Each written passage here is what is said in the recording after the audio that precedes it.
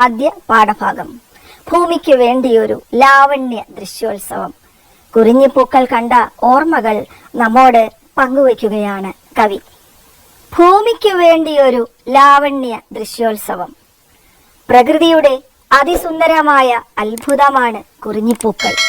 നമ്മുടെ കിഴക്കൻ മലകളുടെ മടിത്തട്ടിൽ അവ പന്തീരാണ്ടിലൊരിക്കൽ പൂത്തുലയുന്നു.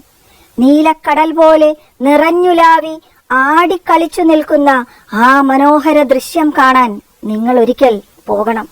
കണ്ട് കണ്ണും മനസ്സും കുളിർപ്പിക്കണം.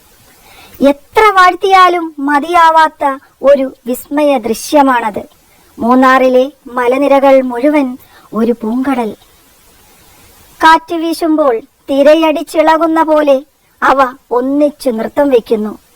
ആ നൃത്തത്തിന് സംഗീതമുണ്ട്. ആയിരം വണ്ടുകളുടെയും തേനീച്ചകളുടെയും മന്ത്രസ്ഥായിയിലുള്ള മൂളൽ, ആയിരം തുമ്പികളുടെയും ചിത്രശലഭങ്ങളുടെയും ചെറുകിളികളുടെയും ചിറകിളക്കങ്ങളുടെ താളമുണ്ട്. ഇളം കാറ്റിന്റെ തഴുകലുണ്ട്. ആരുടെയോ മധുര സ്വരത്തിലുള്ള ചിരികളുണ്ട്. വനദേവതകളാവാം, ചെറുചോലകളാവാം. നമ്മുടെ ചുറ്റും മനോജ്ഞവും വൈവിധ്യപൂർണവുമായ ഒരു ജൈവലോകം ഉത്സവം കൊണ്ടാടുകയാണ്.